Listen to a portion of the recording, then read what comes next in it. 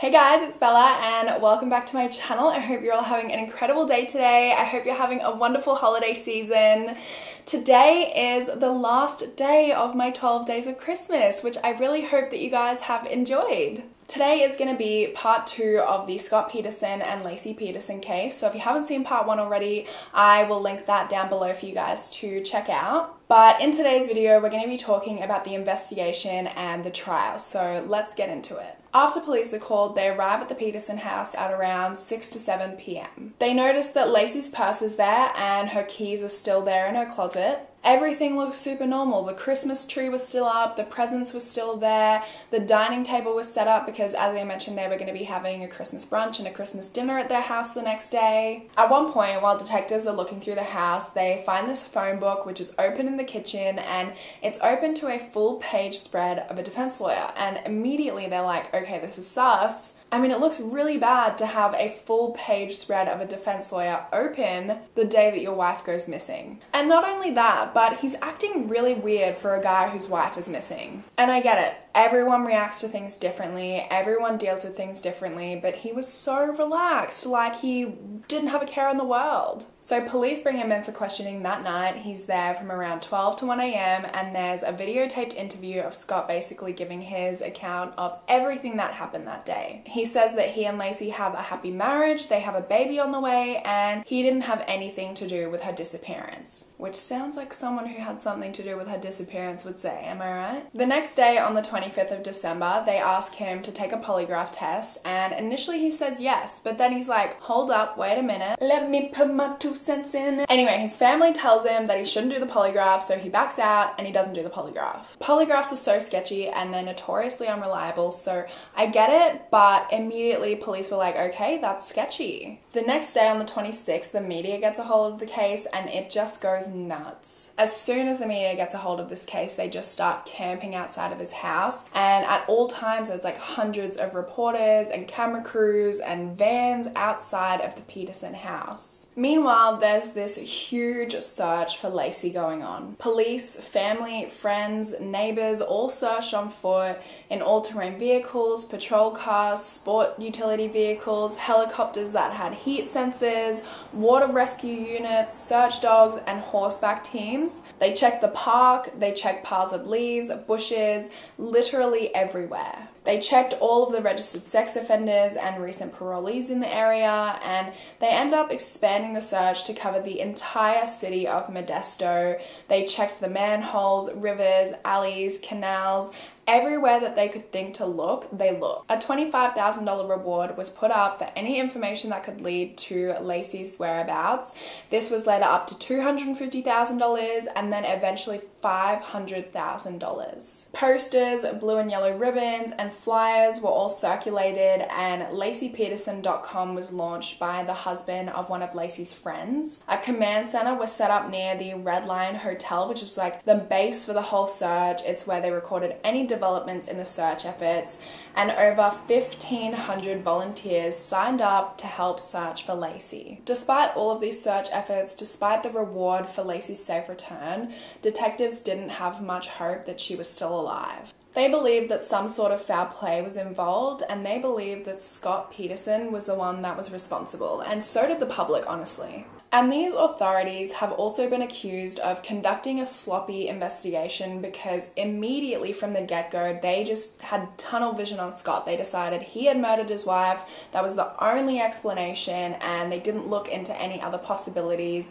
or any other suspects. Like, yes, there's no denying that they went above and beyond for their search for Laci, but this search wasn't applied when looking into suspects as well. And I get it. I get that when a person goes missing, you always look at their significant other first, because unfortunately a lot of the case that is the person that committed the crime. But right off the bat, they went so hard for this guy. He was acting weird, and that's all the evidence they needed. According to Detective Alan Braccini, he said that Scott was really uninterested in the investigation. He never asked questions. He didn't really care for any updates. Like, He didn't care about the progress, which Alan just thought was so weird. By the 27th of December, when all of these searches were going on, the Roches had started making public appeals, begging for Lacey to come home, begging for any information that people could come forward with. And a lot of people thought it was really weird that Scott didn't participate in this. He didn't make any public statements, didn't do any public interviews. He didn't really get involved with the media at all. A lot of people were like, well, I know if my wife went missing that I would do interviews because I would want the case to be out there as much as possible. I would want it to get as much coverage as possible. I would want to be doing everything that I could. But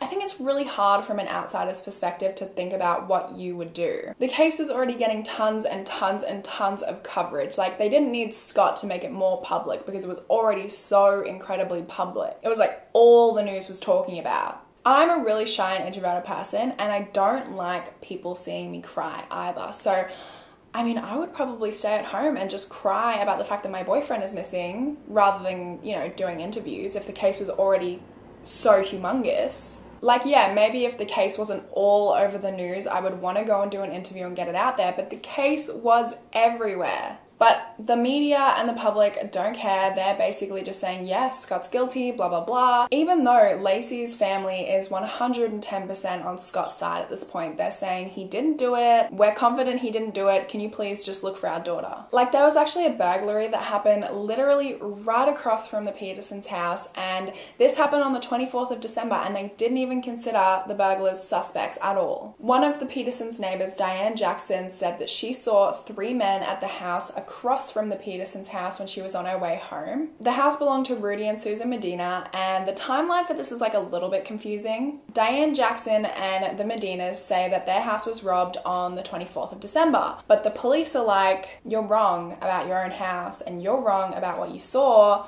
It actually happened on the 26th of December. But we'll talk about that in a second. So Diane Jackson says that she saw all of this on the 24th of December. She was on her way home from work. She sees 3 men on the lawn and a van. She didn't actually realize she was witnessing a burglary at the time until one of her neighbors told her the Medinas got broken into, and immediately once she found that out, she called the police. The police say, yeah, I think you might be confused. I think the 3 men that you think you saw in the Medina's yard were actually men who were working in your yard. Like, that actually doesn't even make any sense. They just really wanted this to have happened on the 26th, I think, so that they didn't have to look into anybody but Scott. Police think it happened between 4 and 7 p.m. on the 26th of December. Ted Rollins, a reporter with KTVU, said that he was there at that time, and there's no way someone broke into a house across the road from the Petersons. He said that if somebody was there, that he would have interviewed them. I mean, it really just doesn't make sense that this burglary was on the 26th, because let me tell you a little bit about the burglary. The burglars were 35-year-old Stephen Todd and 44-year-old Donna Pierce, and they were apparently really cooperative with police. They said they were in the area, they saw a home that looked like it was empty, so they went in at about 4 a.m. and stayed for 3.5 hours. They carried out a large safe from the house and they put it on the front lawn. There was apparently $50,000 worth of jewelry and other items in the safe, and how on earth would this have happened on the 26th? There was reporters outside the Petersons' house, and you want to tell me that apparently these dudes had just brought this massive safe onto somebody's lawn and nobody said anything? Anyway, moving on. On the 26th of December, police asked Scott if they can look through his house, and they're at the door, and Scott's like, hold on, wait a minute, let me just ask my attorney. He takes a little too long for their liking, so they basically say, psych, we actually have a warrant, we just wanted to see how you'd react and if you'd let us in or not. So that day they did a full sweep of the Peterson household. There were dozens of officers there to scour the property. They looked at everything. They looked at bed sheets, they looked at floors, they looked in cupboards, like there was no stone left unturned. And they didn't find anything. No blood, no bleach, nothing that looked like there was a cleanup. The house was totally normal. The only thing that they found was a piece of Lacey's hair and some pliers that were rusted shut in the shed on the property. But like, if you came here and you wanted to see if someone had murdered me at my own house, I mean, goodness me, there is so much of my hair. I literally shed like a dog. So really, the only thing that stuck out from this search was the way that Scott was acting. As per usual, it's the only thing they seemed to have on him. He was just a weird dude. He seemed to be more concerned with them, like he didn't want them to scratch his car, he would rush to give them a coaster if ever they were going to put their drinks down, he didn't like them taking photos of certain things, and he seemed to be more concerned with all of that sort of stuff than where his missing wife was. On the 31st of December, a candlelight vigil was held for Lacey Peterson, and this turned out to be a huge deal because Scott was there, but as usual, he was not acting right. There were a couple of really infamous photos of him there that were taken at this vigil where he's like laughing, and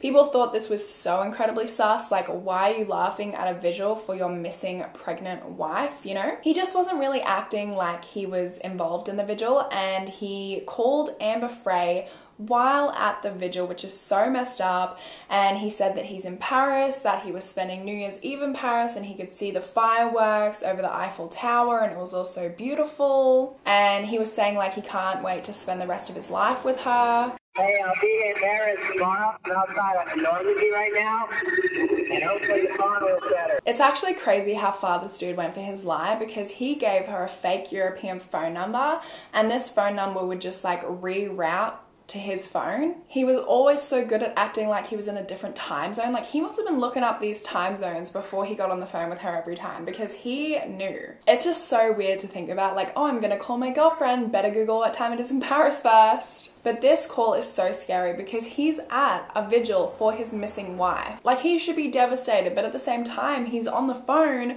to his girlfriend saying, I miss you, I can't wait to spend the rest of my life with you. Now, by this point, Amber was actually working with the police, because the day before, on the 30th of December, Amber's friend showed her a photo of Scott from the news, and everything just like came crashing down on her. She had no idea up until the 30th that he was married or anything like that. She found out from the news that he was married, was expecting a baby, and that his wife was missing. But she was really good about the whole thing. I mean, I know there's like a lot of, oh, she's a homewrecker, but I'm just not here for that. Not here for that misogyny. I mean, first of all, she didn't know that he was married. And second of all, like, let's not forget that this was entirely Scott's fault. He went out, he chose to cheat on Lacey. That has nothing to do with Amber. Anyway, she was really good about the whole thing. As soon as she found out about Scott and who he was and that his wife was missing, she immediately contacted police. She told them everything. She told them about the affair. She told them about the fact that she didn't know that he was married, and she also told them how on the 9th of December,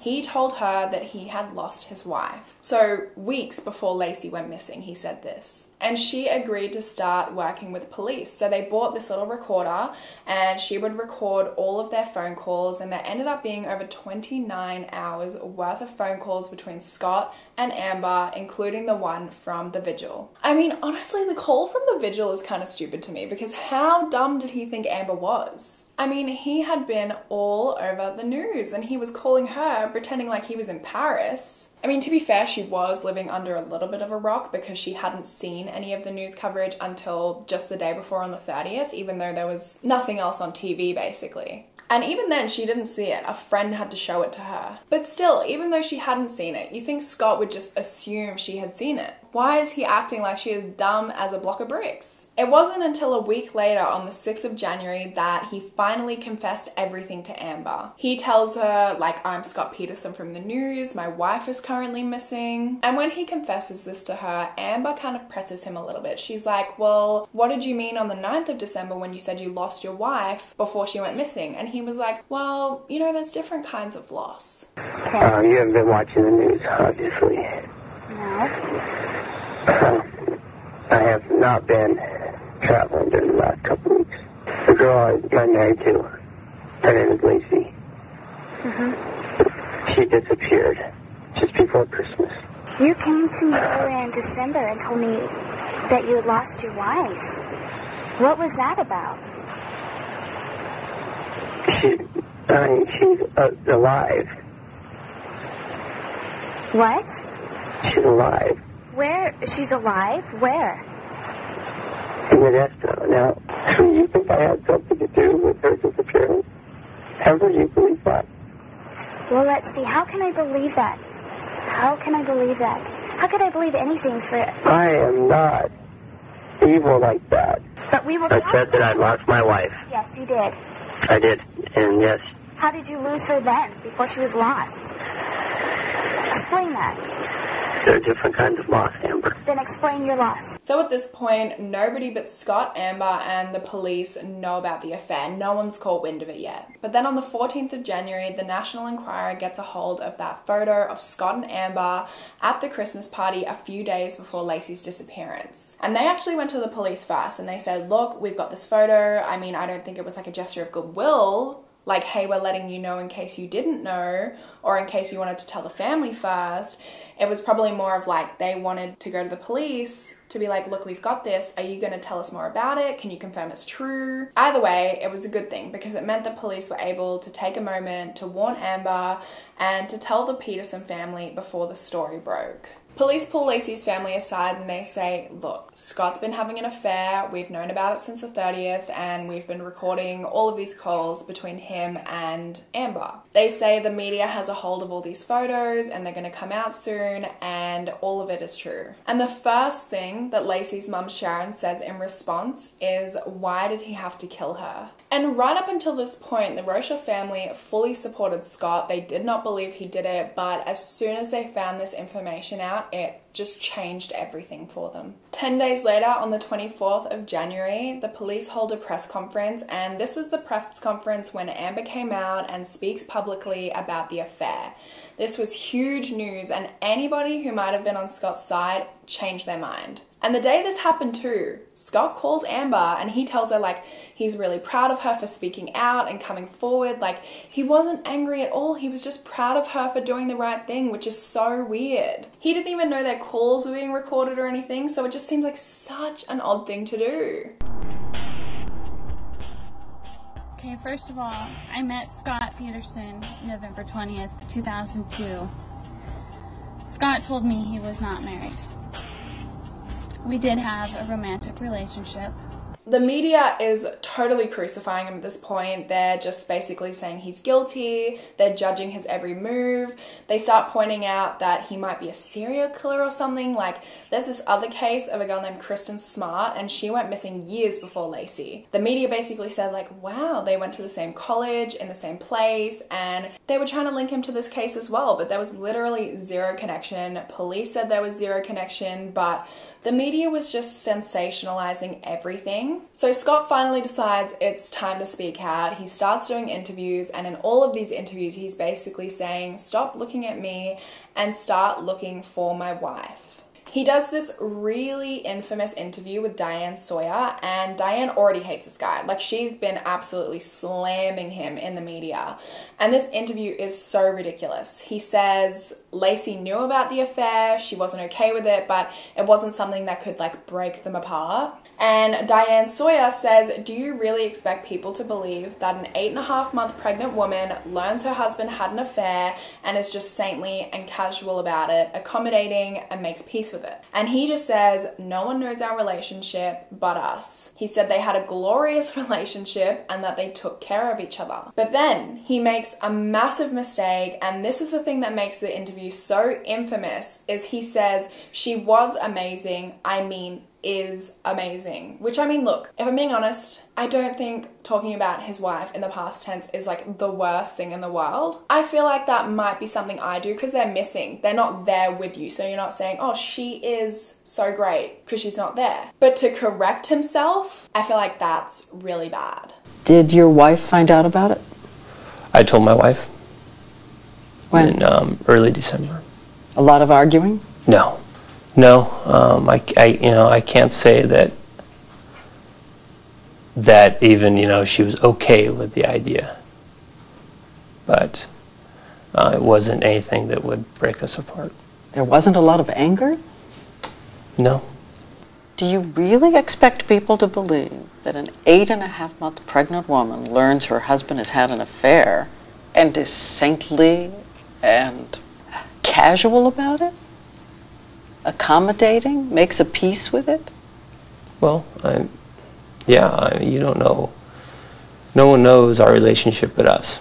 This interview obviously just made everything worse for him in terms of like, I don't think there was a single person that thought he was innocent by that point. And then just 1 week later, to make everything worse for himself, he trades in Lacey's Land Rover for a red pickup truck, which everyone thought was so sketchy. Lacey's family thought this was so cooked too, because if you had hopes that your wife was out there, if you didn't know that she was dead, why would you trade her car in? I get there's not a huge possibility that she's still out there because this happened 6 weeks after she went missing, but as her husband, wouldn't you hope? Wouldn't you at least keep this car, this part of her, until something was found, a body was found, or, you know? Also, apparently Lacey's father went and bought the car back for $1 from Robert's car sales, which is like where the car got traded into. Maybe the guy was just doing it to like be nice because it was her dad and this was her car that was missing, and obviously this was a huge case, so he knew everything that was going on. After this, there weren't really any new developments in the case until the 13th of March in 2003. A couple was walking their dog down by the San Francisco Bay just north of the Berkeley Marina, where they came across a decomposing but recognizable fetus. The fetus had some plastic around its neck, kind of like a noose, and it had a big cut on its body. It couldn't be determined when this happened, whether it was post-mortem or what, but according to the autopsy, the skin of the baby wasn't decomposed at all, although the right side of its body was mutilated and the placenta and umbilical cord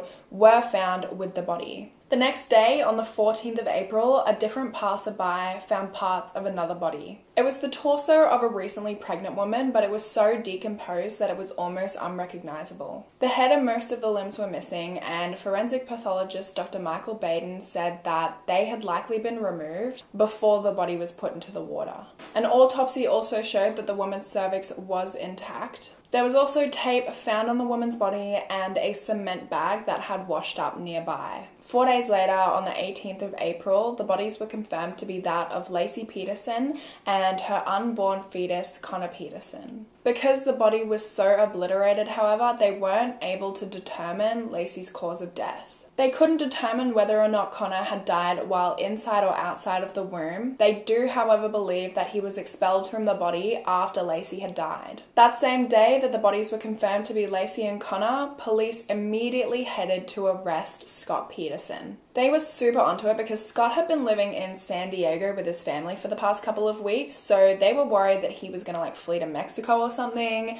And this whole arrest thing was reported in the media like crazy, and they really painted it out like Scott was trying to run to Mexico. I guess it definitely did look super sketchy though. Originally when they found Scott, he was driving like this bright red Mercedes, and they started following him in an unmarked car, so he thought that it was the media following him. It was Good Friday, he was on the way to play golf with his family, so he didn't want the media to follow him there. They all just wanted a little bit of normalcy because they'd been in the media for so long now, for so many months. So he calls up his family and he's like, hey look, the media's following me, so I'm not going to make it to golf right away. He's like, I'm just going to drive around because I don't want to bring them to the golf course, I don't want to bring them to you guys, I don't want you guys to get caught up in this. Police actually had his phone tapped at this point, so they heard this whole conversation on the phone. After a while of these guys following him super aggressively, he doesn't know what to do, he doesn't know where else to go, so he pulls up at the golf course, which is when the police turn their lights on and he's like, oh my god, it was actually police all along. When they go to arrest him, he had dyed his hair blonde and he'd grown a goatee. He had $15,000 of cash in the car, a shovel, his brother's ID, some hiking boots, a fishing pole, and about a dozen Viagra pills. So yeah, it doesn't look good for him. But he insisted there was perfectly reasonable explanations for every single thing in his car. So he had actually dyed his hair blonde and gotten a goatee because he just wanted to be able to go to the petrol station, he wanted to go out to the shops without being bombarded. And he had spoken to the police in person with the blonde hair, with the goatee, so it's not like he was like trying to disguise himself or anything, which is what the media suggested he was doing, of course. The $15,000 in cash was actually from his mum because his mum had borrowed $15,000 from him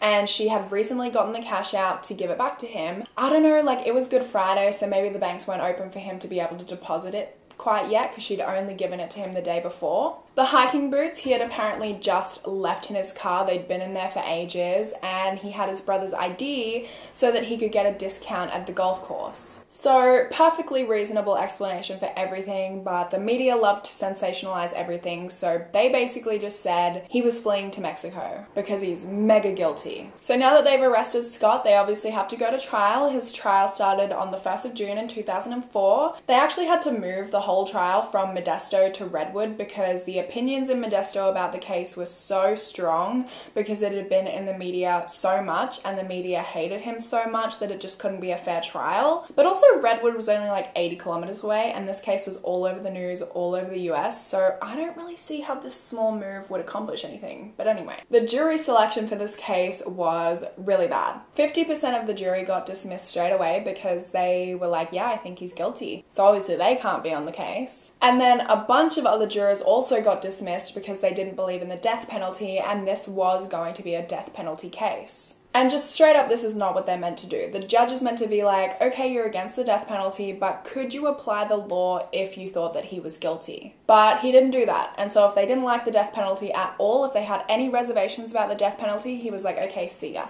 So there was a very specific type of juror on this case, and they were basically like, yes, rah, rah, rah, death penalty good type of people.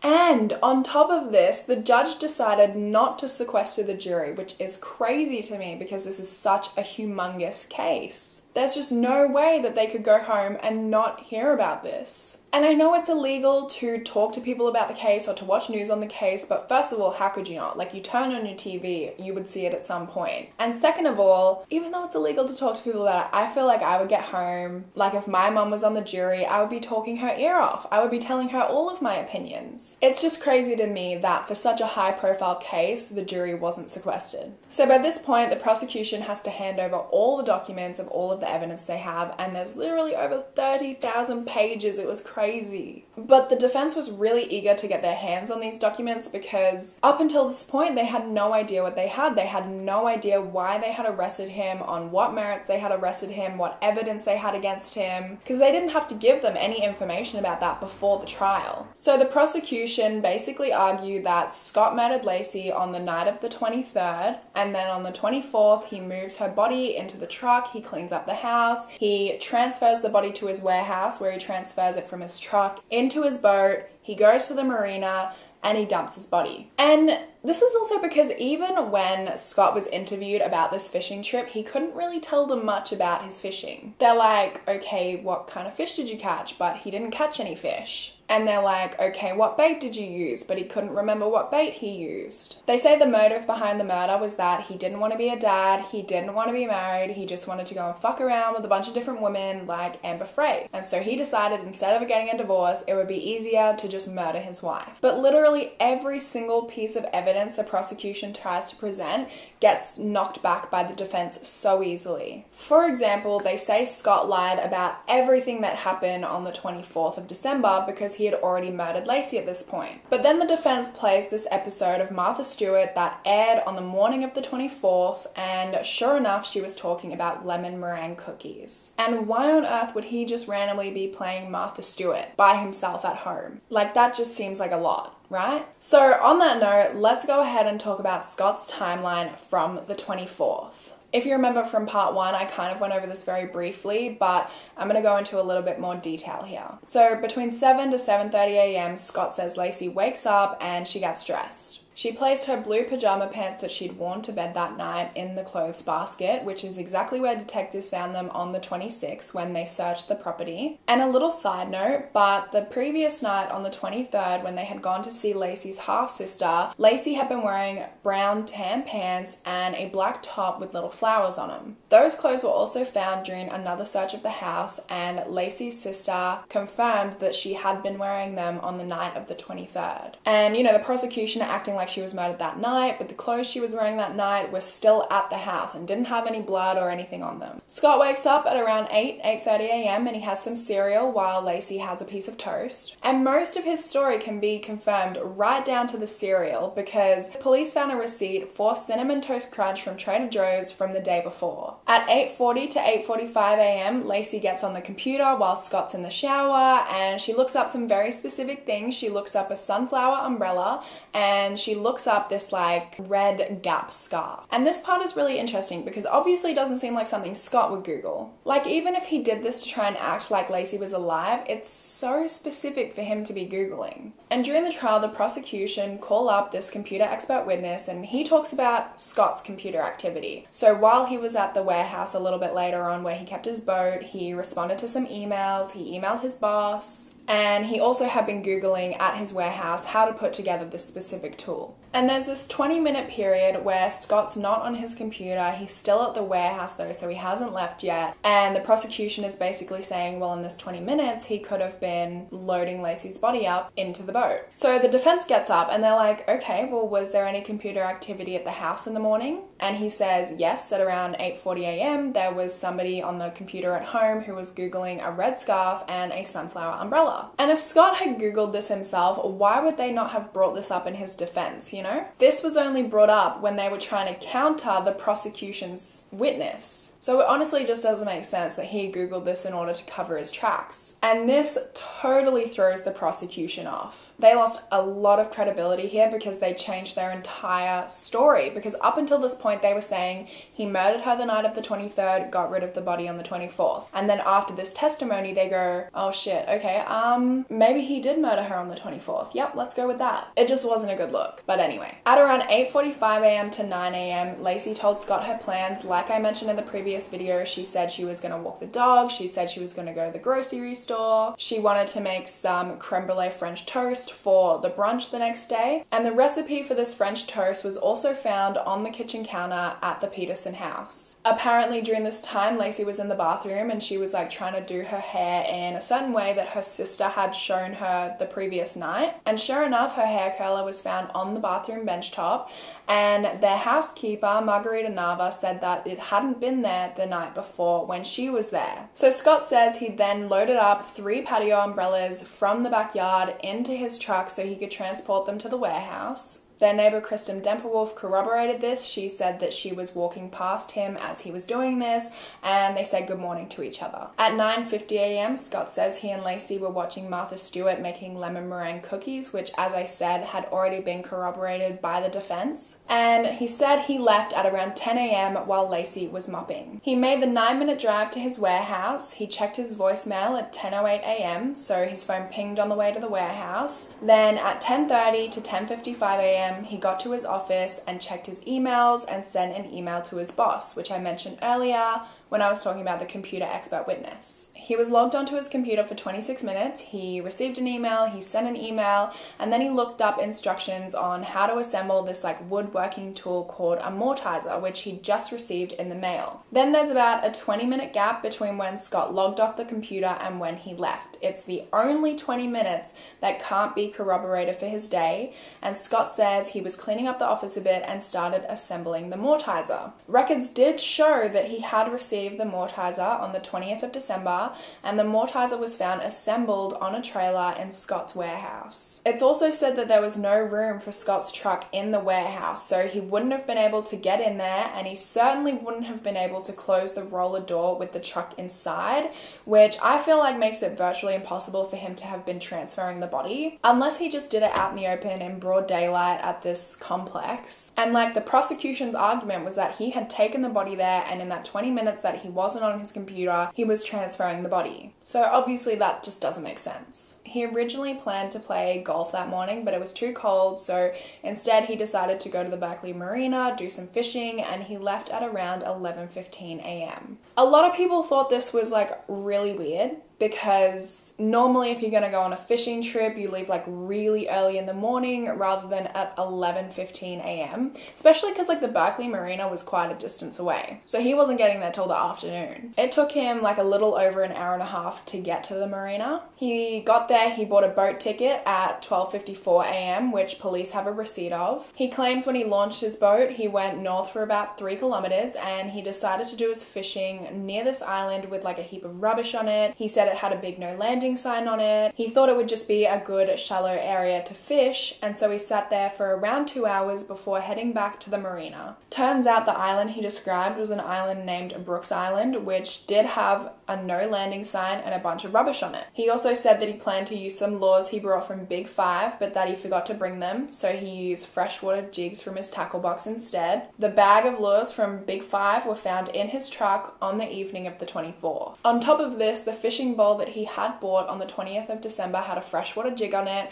and the tag for this fishing rod was found at the bottom of the boat. When Scott arrived back at the marina, he talked to a few guys there about fishing. A maintenance worker who was working that day named Mike Ilvestry confirmed in an interview on the 27th of December in 2002 that this was true. He was there and he spoke to Scott at this time at the marina. He left the marina at around 2:15 p.m, which is when he called Lacey and left the "Hey Beautiful" message. At 3:25, Scott said that he pulled over for gas at the Chevron in Livermore. He called Lacey, and there's also a bank receipt for gas at the Chevron in Livermore at 3:25 p.m. The drive from Chevron to his warehouse was about 48 minutes, so he got back to the warehouse at around 4:15 and then headed back to he and Lacey's home, and he got to their house at around 4:25 p.m. So everything he said seems to line up. There was receipts for all of it. Now, another big point in this case is that the prosecution, like I said, tried to say that he took Lacey's body in his boat out to the marina and dumped it. The defense did test this though. They took this body-shaped weight that weighed about 70 kilos out on this boat into the marina. They tried 4 times to drop this weight off of the boat without capsizing it, and they failed every single time. The judge didn't allow this test to be shown in court though, because he said that it was too inflammatory. The jury was allowed on the boat on dry land, but they weren't allowed in the boat on water because they said it was too dangerous, which I feel like in and of itself proves, what the jury was trying to say. It proves it probably would have been too hard to throw a body off. But at the same time, the body was found in pieces. So I wonder if then it would have been easier to throw the body off piece by piece without capsizing the boat. I couldn't see any tests for that. To me, it seems like they only tried to throw off this 170 kilo weight. But if he's just throwing off a leg here and there, maybe then he's onto something. But I think it's stupid that they didn't let this boat trial evidence in, but then they let in some really dumb evidence. There were these sniffer dogs, and they had apparently tracked Lacey's scent to the marina. And this was admissible in court, even though the dogs had failed their certification to become sniffer dogs, and they had also tried this 3 times, and only 1 out of the 3 times did they find Lacey's scent. Not to mention, Scott and Lacey do everything together. I feel like there is not a single item in this house that you could get with just my scent on it and not Kerry's, for example. So I feel like it's obviously contaminated, and that should not have been allowed in court. As I mentioned earlier, there was a bag with concrete in it that was found near the bodies when they were found at the marina, and this was also kind of a big point in the case. So investigators found an empty bag of concrete at Scott's warehouse. And he's like, yeah, I use this to make an anchor for my boat. And they were like, okay, well, there's definitely enough concrete here for you to have made 4 more anchors, the perfect amount for Lacey's limbs. And he's like, well, yeah, but I poured all of the concrete down this little gutter in my driveway. And this reporter named Nancy Grace was reporting on this hard, and she was saying there's no way anyone would pour concrete down the drain, yada yada yada. And then they took her to the grate, she looked down, and there was concrete in the gutter, and she was like, oh, okay. But then she never took back any of her statements. She was just like, oh, well, lol, oops. So obviously the defense is doing super well in the case, and they're just smashing goals until the prosecution brings out the tapes with Amber Frey. That basically changed the entire case, and from that moment on, it was pretty much over. They make him look really bad. 2 weeks before his wife went missing, he's like, I lost my wife and I'm a widower, and this is gonna be my first Christmas as a widower. He called her the day of the vigil, acting like nothing was wrong, like he was having a wonderful New Year's and that he couldn't wait to be with her. And he just showed no sadness, nothing was going on with him. It was not great. The prosecution then ended their case by showing a side-by-side photo of Scott and Amber Frey at the Christmas party, right next to a photo of Lacey Peterson at her Christmas party from the same night pregnant and alone. So the trial ends in November of 2004. The jury deliberates for 9 days before coming back and convicting Scott Peterson of the first-degree murder of Lacey Peterson and the second-degree murder of Connor Peterson. Outside the courthouse, crowds cheered. I remember I just burst into tears. Everything just comes gushing out. It's just 2 years of anxiety. 1 month later, on the 13th of December, the jury recommends the death sentence. Judge DeLucci agrees, and Scott Peterson is sentenced to death. We, the jury in the above entitled cause, fix the penalty at death. Now Scott sits on death row at San Quentin. Lacey's family was really happy with this outcome, and they were allowed to address Scott. Lacey's father, Dennis Rocha, said, "You are going to burn in hell for this, you are. Your life is done." Super recently, however, this year, on the 4th of August in 2020, Scott Peterson's death penalty was overturned. And they're basically saying, yes, you are guilty, yes, this conviction is going to stay as is, but you didn't get a fair trial. First of all, that the case was so incredibly public that he didn't get a fair trial. And then also because of the judge's errors in jury selection. So like I mentioned, he dismissed anybody that was even slightly opposed to the death sentence, when in reality he was meant to say, okay, you're opposed, but are you able to apply the law if you think he's guilty? So the jury was basically just full of like death penalty lovers. Scott's defense attorney also said that the prosecution never proved how, where, or when the murder occurred. All they could say is, yeah, we think that she was probably strangled to death between the 23rd of December and the 24th of December, and it was probably Scott. So the case is going to be retried. It is possible that the prosecution is going to go for the death penalty again, but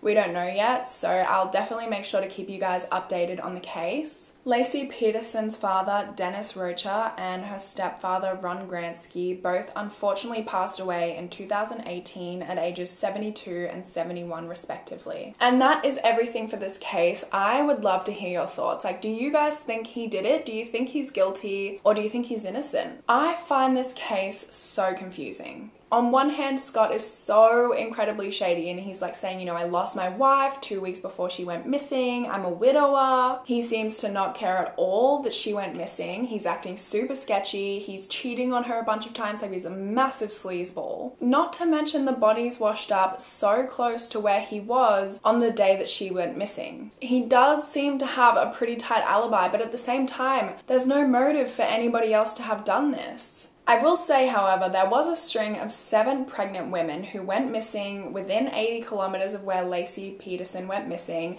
between 1999 and 2002. So that's 7 pregnant women in 3 years that went missing within 80 kilometers of Lacey. So it's definitely something to think about, but honestly, if I had to take a guess, I would say he's shady as heck. I feel like the fact that he said he had lost his wife 2 weeks before she went missing really cements it for me. There's no way that someone coincidentally went and murdered his wife 2 weeks after he said that to the other woman he was sleeping with. No way. Anyway, I'd love to hear your thoughts on the case. I'd love to discuss them in the comments down below.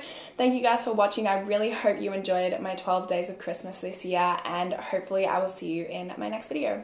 Bye guys.